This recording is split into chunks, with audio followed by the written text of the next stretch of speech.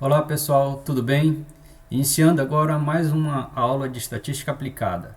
Só verificar aqui, 1, 2, 3, testando, estão me ouvindo bem? Creio que sim. Então, a aula de hoje trata de teste de hipótese para proporção. Um exemplo de teste de hipótese para proporção seria o seguinte, em controle de qualidade.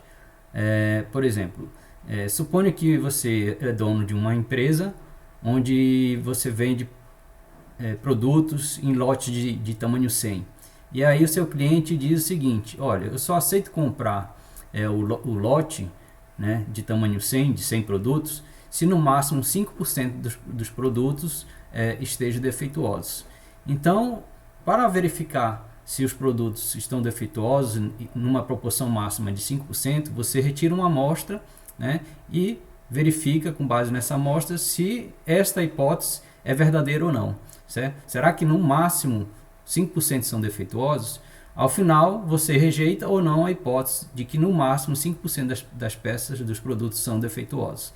Então, se rejeitar, né, ou seja, não é no máximo 5%, então a pessoa, o cliente, vai comprar o seu lote. Caso contrário, ou seja, se for no máximo 5%, né, então o lote é rejeitado e, portanto, o cliente não compra o seu produto, o seu lote.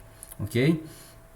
Então, vamos verificar agora, né, um exemplo de como testar a hipótese de proporção. Basicamente, a gente vai trabalhar o problema da moeda honesta, verificar se uma moeda é honesta ou não, e vou deixar como exercício o problema do combate à violência, né, se ficará numa lista de exercícios. A gente vai procurar fazer uma aula de maneira bastante prática, tentando resolver o problema da moeda honesta, e a parte teórica fica para vocês estudarem nos slides que ficará disponível. Ok? Então vamos ao problema da moeda honesta. Seja P a probabilidade de sair cara de uma certa moeda. Lança-se 14 vezes a moeda e obtém-se 10 caras. Então a gente pergunta, há evidências de que essa moeda é honesta ao nível de 5%, ou seja, ao nível de significância de 5%, né? Quando a gente fala nível de significância de um teste de 5%, significa que estamos dispostos a cometer o erro tipo 1, ou seja, de rejeitar a hipótese nula quando ela é verdadeira, com uma probabilidade de no máximo 5%. Resolva este problema através de um teste de hipótese, né? Então a gente quer saber se a moeda é honesta ou não, né, através de um teste de hipótese. Para verificar se ela é razoavelmente honesta ou não, então a gente lança a moeda 14 vezes e observamos nesse experimento que 10 vezes, 10 lançamentos ocorreram caras. Será que 10 sobre um total de 14 é suficiente para dizer que a moeda é honesta, né, ao nível de 5%? Então é isso que a gente vai fazer. No item 2, pergunta o seguinte, e se o nível de significância for de 1%? Ou seja, se a gente passar a ser mais rígido com o nível de significância, com a probabilidade do erro tipo 1, ao invés de 5%, a probabilidade de cometer o erro tipo 1, a gente diminuir para a probabilidade de cometer o erro tipo 1 a 1%, um nível de significância de 1%. A sua conclusão permanece a mesma? Por quê? O resultado obtido já era esperado, né? E item 3, através do valor P, teste a hipótese de interesse e diga para quais níveis de significância você rejeita a hipótese nula. O valor P é bastante útil e é o que é realmente utilizado na prática, porque a gente não precisa ficar a cada nível de significância fixada, como 5% e 1%, obter uma região crítica diferente. A gente calcula de uma única vez o valor P e aí a gente já sabe para quais níveis de significância a gente rejeita ou não a hipótese nula. Tá? Então, vamos aqui partir para a solução do problema. Vamos aqui, tá? Então, para verificar se a moeda é honesta ou não, né, a probabilidade de ocorrer cara, sendo honesta, é de que seja igual a quanto? Se a moeda é honesta, ó, os possíveis resultados ao lançar a moeda pode ser cara ou coroa. Então, se a moeda é honesta, a probabilidade de cara deve ser igual a quanto? P igual a P0, uma probabilidade sobre a hipótese nula ser igual a 50%. 50%. É meio, né? A probabilidade de ocorrer cara é igual à probabilidade de ocorrer coroa, e aí, né? E isso aqui vai constituir a mini hipótese nula. Ó, se a moeda é honesta, é 50%. E se ela não é honesta, ela vai ser maior, menor ou diferente? Ó, para não ser honesta, tanto faz a probabilidade de cara ser. Tanto faz a moeda ser uma probabilidade de cara ser maior do que 50%, né? Ou uma probabilidade de ser cara menor do que 50%. Isso, em ambos os casos, a moeda não é honesta. Então, a hipótese alternativa deve ser de que a probabilidade de cara vai ser diferente da probabilidade sobre H0, que é 50%, né? Diferente de 50%, tá? Então, a gente formulou as hipóteses nula e alternativa e a gente deve saber qual a estatística de teste a ser utilizada, ou seja, a estatística que está envolvida a probabilidade de cometer os erros tipo 1, né? No caso, nível de significância, né? Então, para trabalhar com proporção, né, probabilidade de sucesso, a gente pode trabalhar com a estatística de teste proporção amostral, que pelo teorema central do limite tem uma certa distribuição normal, com a média sobre H0, que é P0, no caso 50%, 0,50, e variância da Bernoulli sobre H0, P0, que multiplica 1 menos P0,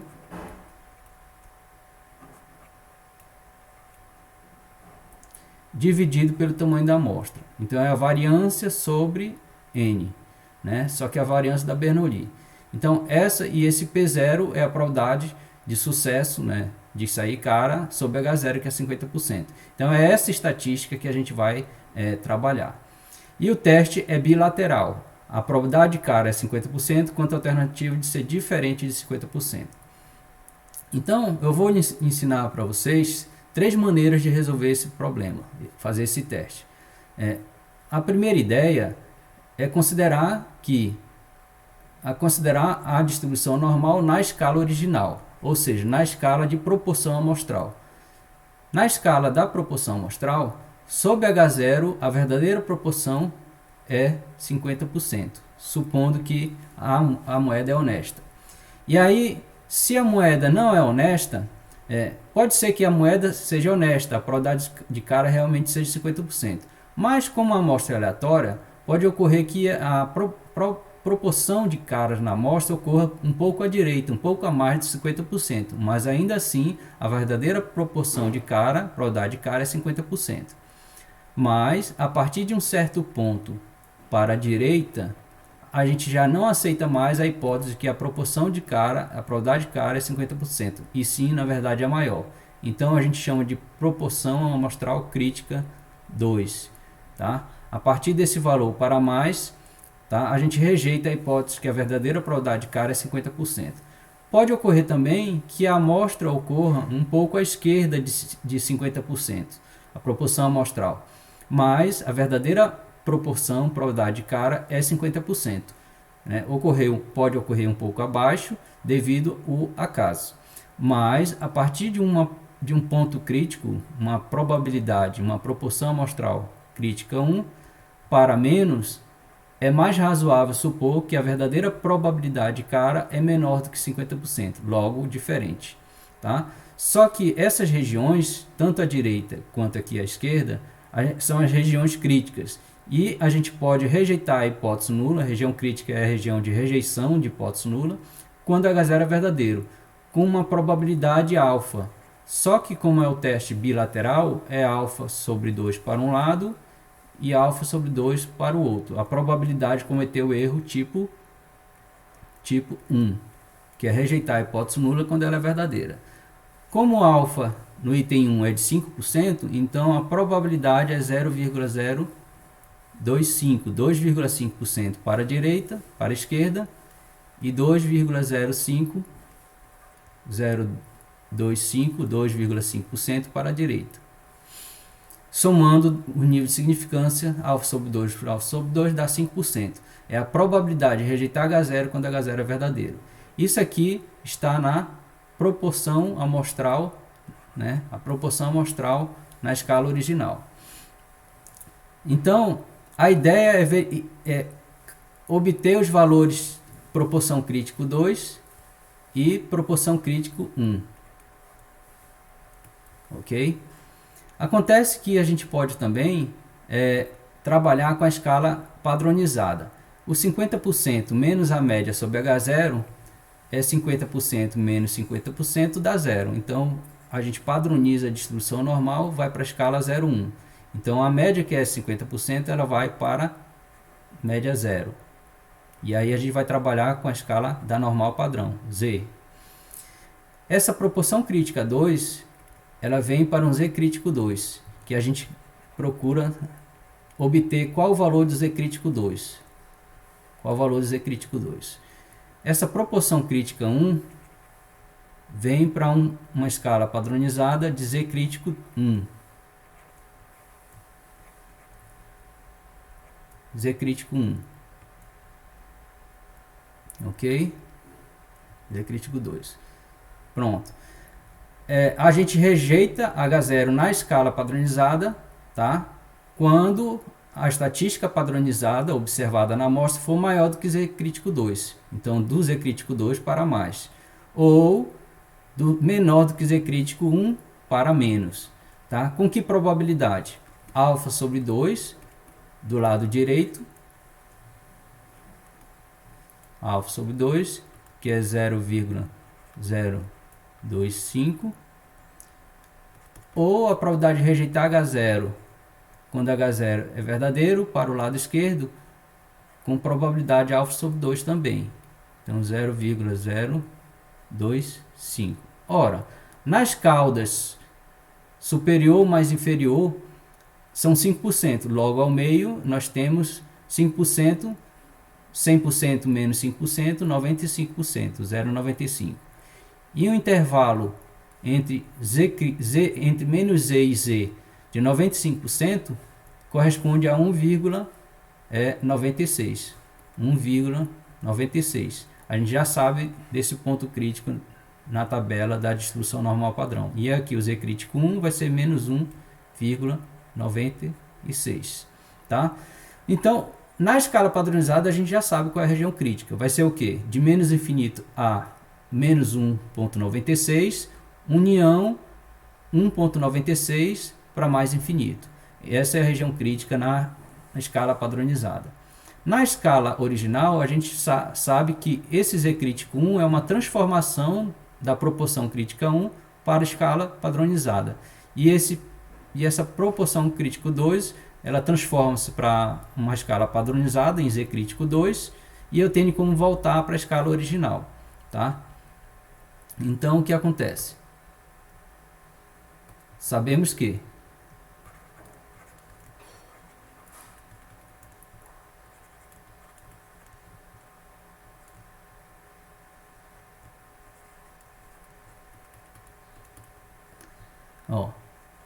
Z crítico 1 igual a menos 1,96.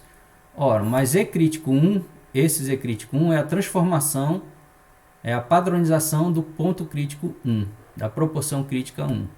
Então, isso é igual a proporção crítica 1 menos a proporção sobre H0, porque é sob a hipótese nula ser verdadeiro, então 0,50, dividido pelo erro padrão da proporção amostral. Ora, mas a gente viu que a variância da proporção amostral é P0, que multiplica 1 menos P0 sobre N. Logo, o erro padrão da proporção amostral é a raiz de P0, 1 menos P0 sobre N, onde P0 é 50%. Então, isso é a raiz, 0,5 vezes 1 menos 0,5 é 0,5, dividido por N. N foi 14. A moeda foi lançada 14 vezes, é o tamanho da amostra. Ok? Então, isso implica que a proporção crítica 1 é igual, menos 1,96 vezes o erro padrão da proporção amostral, o menos P0, que é a proporção sobre H0, vai passar somando. Então, é a proporção sobre H0, 50%, a probabilidade de cara sobre H0, menos, vou colocar aqui mais, a fórmula bem geral, mais o Z crítico, que é o menos 1,96, vezes o erro padrão. Eu vou já calcular esse erro padrão aqui.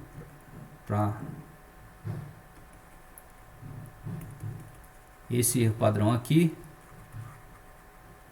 vou calcular raiz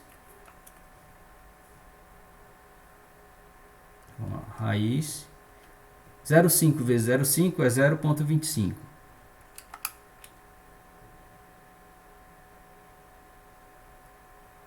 Dividido por 14.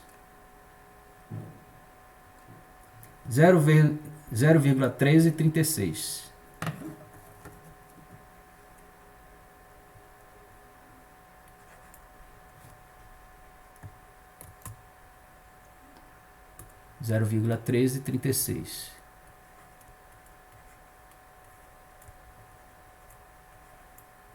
É o erro padrão da proporção amostral. Logo, a proporção crítica 1 é igual a 50% menos 1,96 vezes 0,1336. 0,2382. Então é 23,82%. É o ponto crítico do lado esquerdo, né? Crítico 1, é a proporção crítica 1, certo? E como Z crítico 2? Z crítico 2 é o ponto do lado direito, é o crítico, né? 1,96 é igual à padronização da proporção crítica 1, aliás 2, menos 50%, dividido pelo erro padrão. O erro padrão é raiz de 0,5 vezes 0,5, dividido por 14. É o 0,1336. Então, a proporção crítica 1, aliás 2, é igual a 50% mais 1,96 vezes 0,1336. Aqui ficou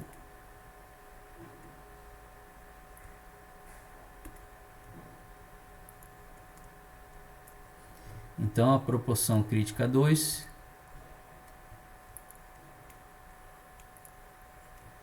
é igual a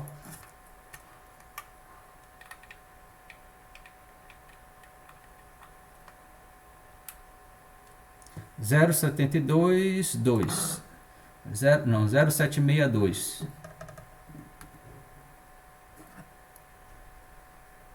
0,762. 0,762.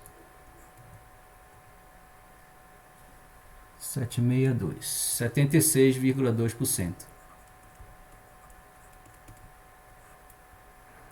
Ok? Então é a proporção crítica 2 na escala original. Então a gente tem a proporção crítica 2 e a proporção crítica 1. Né? Então note, 23,82% é o do lado esquerdo e 76,2% do lado direito. Então vamos aqui para o que a gente tinha escrito ilustrado na primeira parte. 23,82 Então vamos só replicar isso aqui. Então na escala original, a verdadeira proporção sobre H0 é de 50%.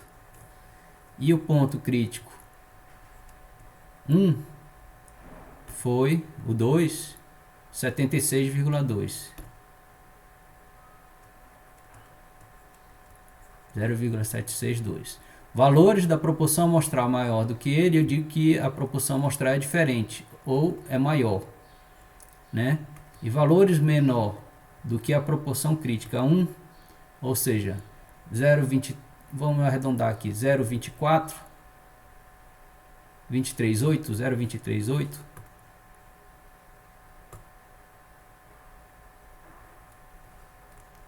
menores do que 0,238, a gente rejeita a hipótese nula. Com probabilidade 2,5% para a esquerda e 2,5% para a direita. Na escala padronizada, os valores correspondentes a essas proporções aqui é 1,96 e esse valor aqui é menos 1,96. Valores maiores do que 1,96 rejeita a hipótese nula. Com que probabilidade? 2,5%. Valores menores do que menos 1,96 rejeita H0. Com que probabilidade? 2,5%. Cabe agora comparar as proporções observadas na amostra. A proporção observada na amostra, P barra observado, foi 10 caras sobre um total de 14 repetições do experimento. Então isso é igual 10 dividido por 14, 0,7142, 0,714, 0,714. Então esse valor da proporção observada na amostra é a estatística de teste observada amostral, a estatística de teste amostral. A gente deve observar se essa proporção observada na amostra pertence ou não à região crítica. Então o que acontece? A proporção observada na amostra 714 está onde? Está à direita ou à esquerda do ponto crítico do lado direito? O 76,2 está aqui do lado esquerdo, né? 714 é um valor aqui. Isso aqui, a proporção observada, a estatística de teste observada na amostra foi igual a 0,714. Ou seja, a estatística amostral observada na amostra, tá? Ela não pertence à região crítica, não caiu na região crítica. Logo, não devemos rejeitar a hipótese nula. Então vocês devem escrever o seguinte: como a proporção observada na amostra igual a 0,714 e 714 não pertence à região crítica, nós não devemos rejeitar a hipótese nula. Ou seja, em termos práticos, não há evidências para dizer que a moeda não seja honesta. Ou seja, não rejeitamos H0, significa que a probabilidade cara pode ser considerada igual a 50%. E a moeda a moeda seria desonesta, não seria honesta se rejeitasse, né? Então a moeda é honesta, ok? Da mesma forma, essa proporção observada na amostra, ela pode ser calculada em termos padronizados. Aqui o ZOBS, né? Tá? O ZOBS. Quem é ZOBS? É a proporção observada na amostra, é a padronização. A proporção observada na amostra menos a proporção sobre H0, dividido pelo erro padrão. É a padronização que a gente fez para obter os pontos críticos.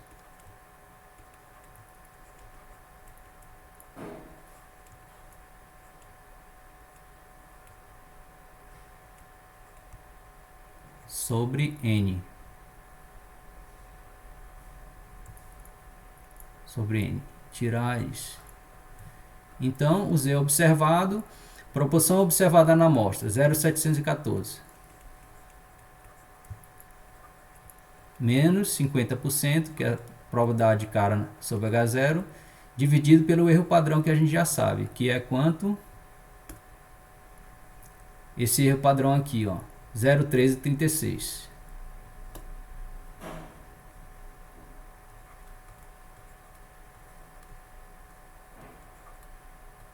Então, o Z observado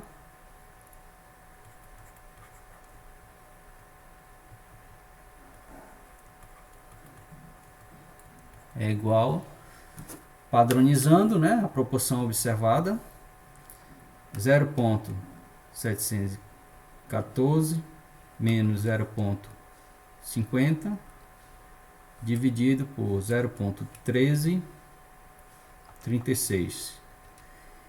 1,6 é o Z observado. 1,6. Tá? Então percebam que realmente aqui, ó, 1,6 ele está à esquerda do Z crítico 2, que é 1,96. Aqui é 1,6.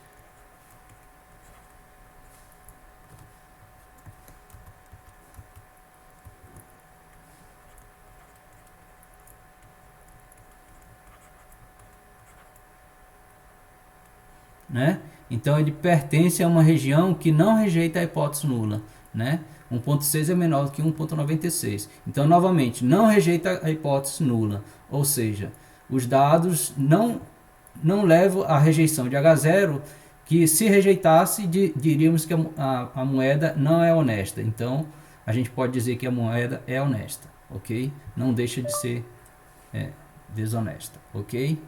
Então, ok. Então, a gente decidiu para um teste de nível de significância de 5%.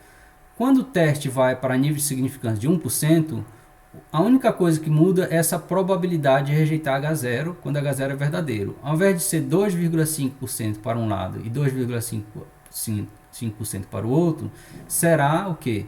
0,005, 0,5% para um lado e 0,5% para o outro lado, né? E aí, ao invés da gente ficar trabalhando com a escala padronizada original e a escala padronizada, né, vamos nos focar somente na padronizada, porque é muito mais rápido, muito mais direto, tá? Isso aqui, essa escala original é só para a gente ter uma visão mais prática de proporção, comparar proporção direto com proporção. E aqui o Z crítico, na escala padronizada, a gente calcula o valor observado na amostra padronizado e compara com a escala padronizada, tá? A região crítica padronizada. Então não confundam. Escala original compara com escala original, região crítica na escala original, e escala padronizada compara com região crítica na escala padronizada. Tá certo? Então vamos trabalhar agora só com escala padronizada. Tá? Para poder trabalhar a situação do alfa de 1%. Aqui o alfa foi de 5%, 0,05. 5%. Vamos agora para o caso de alfa 1%.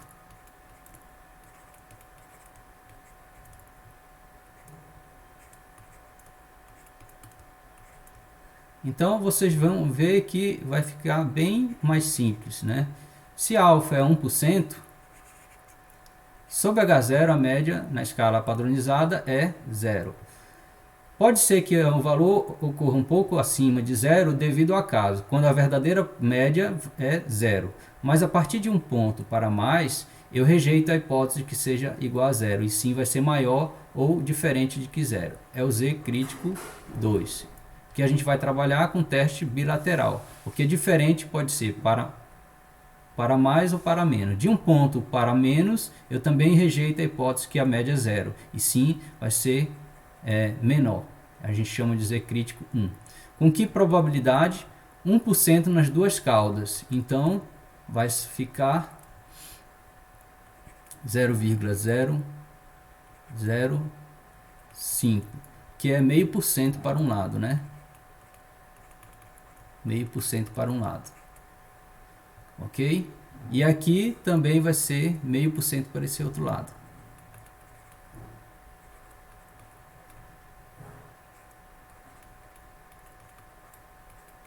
Ó, se é 1% nas caudas superior mais a cauda inferior, então é 1%, 100% menos 1%, 99%. Então, 99% é o intervalo entre o Z crítico 1 e o Z crítico 2, 99%. E a gente sabe que o intervalo de confiança na normal padrão de 99%, os valores críticos são menos 2,57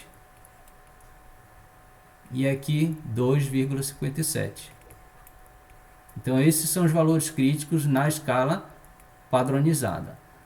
Aí a gente compara o Z observado. O Z observado a gente já calculou, foi quanto? Z observado foi 1,6, ok? 1,6.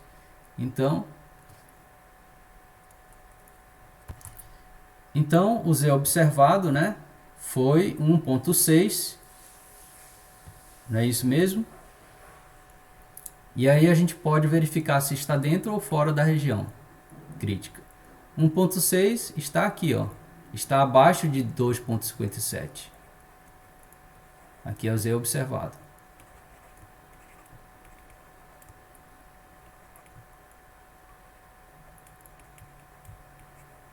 (1,6). 1,6.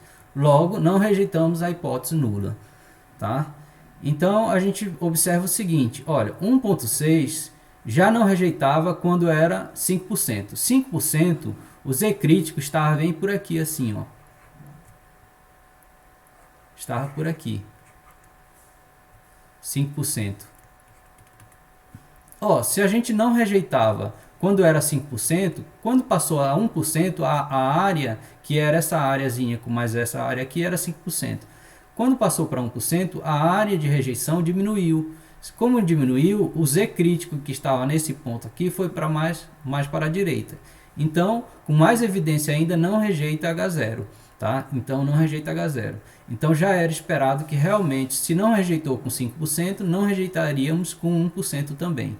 Porque o Z crítico ele se deslocou para a direita, ficando mais distante ainda do Z observado, sendo o Z observado fora da região crítica. Tá?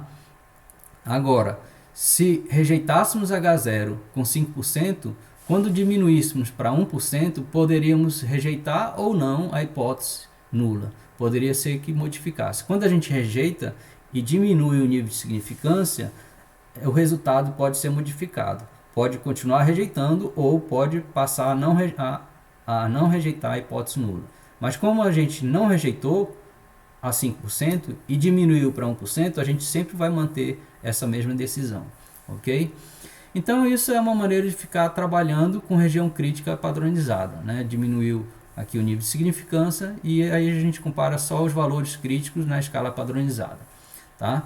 Bom, eu vou ensinar agora, e é o que a gente vai trabalhar daqui para frente, somente a maneira de trabalhar com valor P. Tá? Todo e qualquer teste, a gente trabalha geralmente com valor P, que é o que os softwares eles trabalham, soltam para a gente.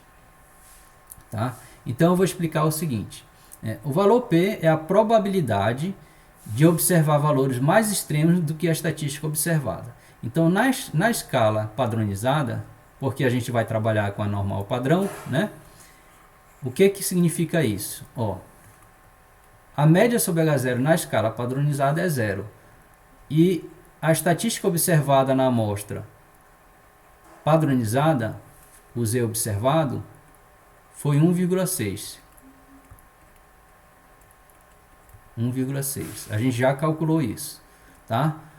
Aí a gente pergunta, ó, esse 1,6 ocorreu maior do que zero devido ao acaso ou porque a média verdadeira é maior do que zero? Por quê? será que é razoável esse 1,6 ocorrer um pouco mais à direita do zero e ainda assim a verdadeira média é zero? Ou é mais razoável dizer que é diferente de zero, é maior do que zero? Para isso a gente calcula a probabilidade de observar um valor mais extremo do que 1,6. Um valor mais extremo do que 1,6 seria esse intervalo aqui. E a probabilidade é essa área aqui. Tá? A probabilidade de observar uma amostra valores mais extremos do que a estatística de teste observada na amostra. Isso aqui é o alfa chapéu, valor P. Valor P. Se esse valor P for grande, é porque fica próximo da hipótese sobre H0, então existe uma grande probabilidade da verdadeira média ser zero mesmo. Então não rejeita a hipótese nula. Se esse valor é pequeno, cair um valor da estatística bem próximo às caudas, então é mais provável que esse evento ou é raro, ou é mais evidente de que a verdadeira média não é zero, e sim é maior do que zero, é diferente de zero. Então, valor P pequeno demais, por exemplo, menor do que o nível de significância de 5%, ou menor do que 1%, então rejeita-se a hipótese nula, porque as probabilidades de valores mais extremos são pequenas, né?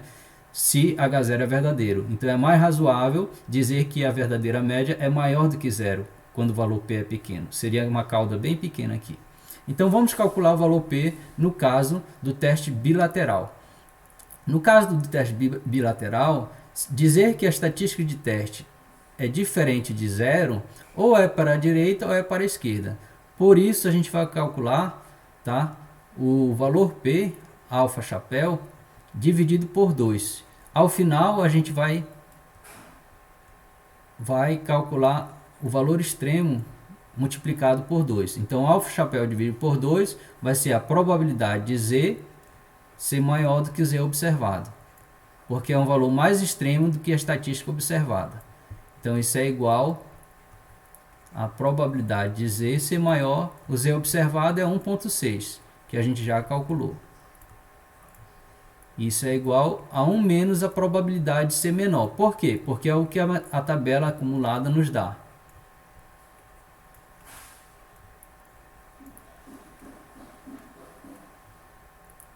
Então, o alfa chapéu, que é o valor P, é igual a 2 vezes esse alfa chapéu dividido por 2, vai multiplicar pela probabilidade que a gente está encontrando. A probabilidade de Z ser menor do que 1,6, vamos procurar na tabela. Primeira coluna 1,6 e primeira 1,6, e essa coluna aqui vai ser a interseção com a segunda decimal 0, o zero lá em cima aqui. Então isso aqui é 0,9452.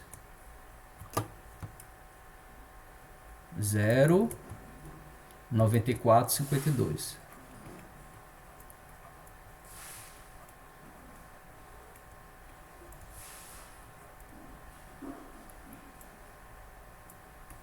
Então isso aqui é 2 vezes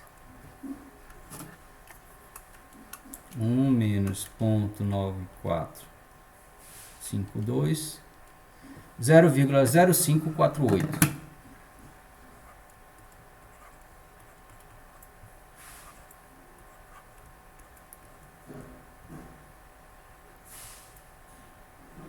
Então, alfa chapéu, valor P, igual 2 vezes esse valor, 0,1096.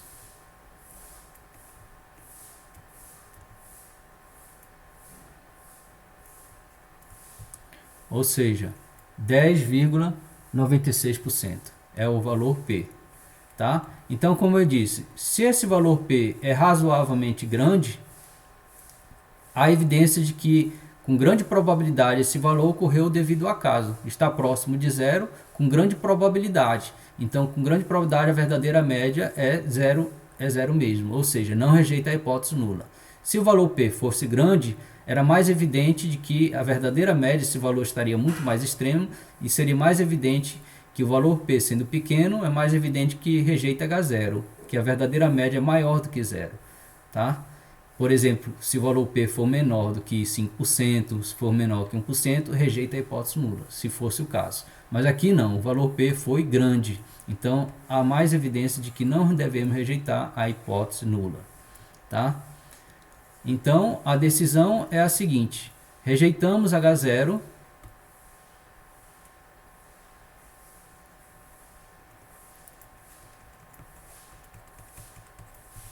Rejeita-se H0 se o nível de significância for maior do que alfa chapéu.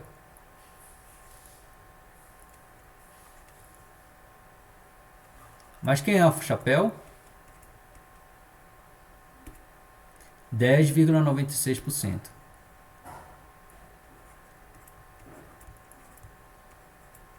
Só que a gente não vai fixar um nível de significância maior do que 10,96%, porque seria uma probabilidade de erro tipo 1 muito grande.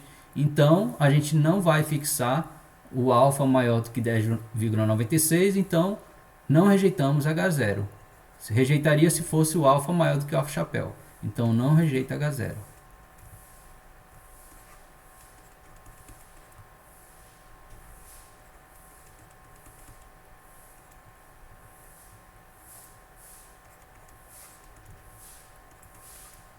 Não rejeita-se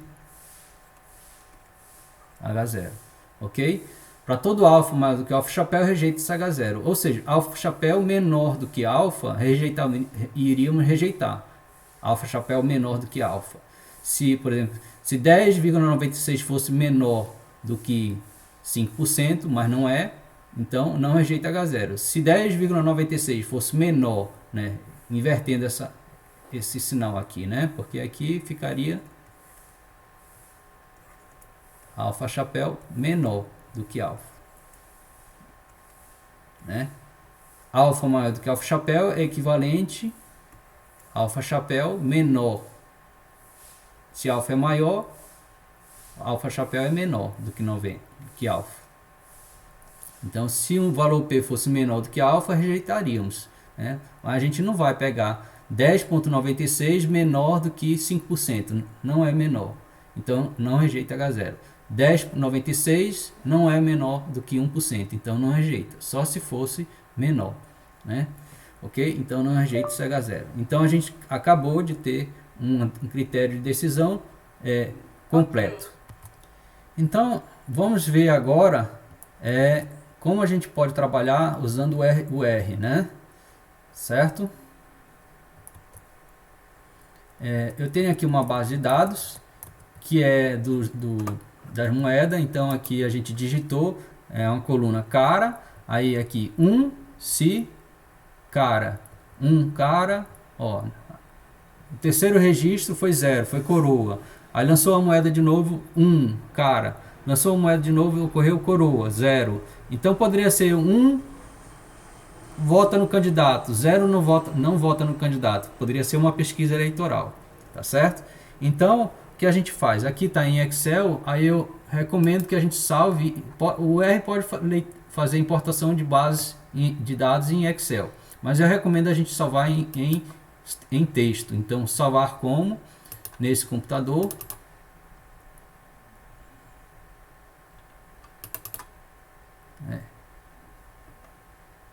Salvar como.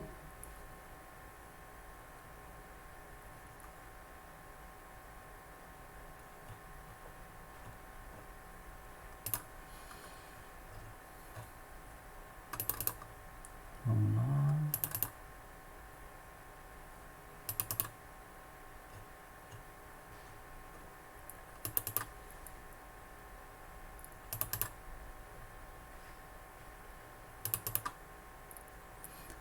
Aqui eu vou colocar dados moeda e aí eu vou salvar como CSV separado por vírgulas. Common Separated Variable, tá? Variável separado por vírgula em inglês, né? Então é um texto, né? Arquivo texto separado por vírgulas, ok? Aí eu salvo, é .csv. Ele diz que já existe, estava salvo já, mas sim, ok. Então a gente vai lá para o RStudio. Algumas imagens correspondentes. Ok, pessoal? Então, a gente certifica o getWD para certificar qual a pasta de trabalho que a gente está.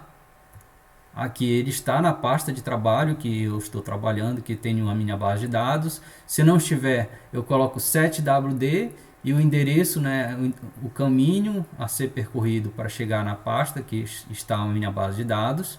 Tá? Lembrando que geralmente tem que ter cuidado se a barra está invertida ou não, para separar as pastas aqui, essa barrinha invertida ou não. Tá? Se não me engano, se for assim, invertida, aí não chega no caminho, né? Vocês verificam aí, ter esse cuidado. Quando não fizer a leitura corretamente, ou é porque a barra tem que ser invertida, tá? Aí então, getWD confirma que está na pasta de trabalho, que está o arquivo de dados. Aí dados igual read.table, aí coloca em argumento entre aspas, simples ou duplas, o nome do arquivo, dados moeda.csv, vírgula, header igual a true, para dizer que a primeira linha está o título, o cabeçalho, o nome da variável, tá certo? Então eu vou rodar aqui, carregar os dados, aí dados, como é uma base de dados pequena, eu coloco dados mesmo, que é uma base de dados. Se eu quiser só os primeiros valores, seria head de dados, aí imprimir só os 6 primeiros valores, tá? Eu vi aqui um sum de dados, 10, né?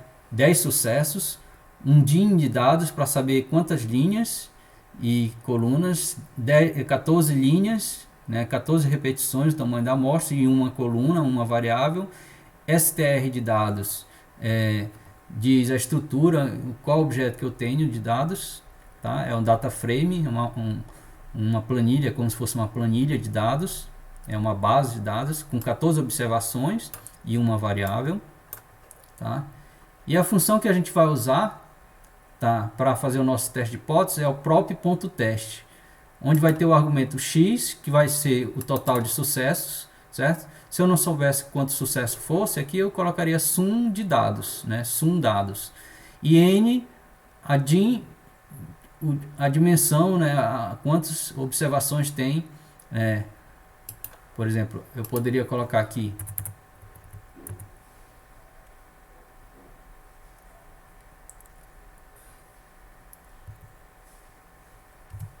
n dados, por exemplo, igual a din dados, e eu quero pegar o que? Total de observações, aí seria o primeiro elemento, então entre colchetes seria 1, né? Vamos ver se é exatamente isso. Então n dados, n.dados 14, né? Então poderia fazer isso, n.dados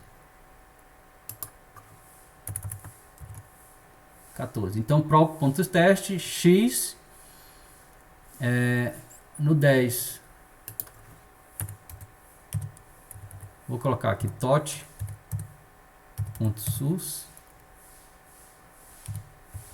sucesso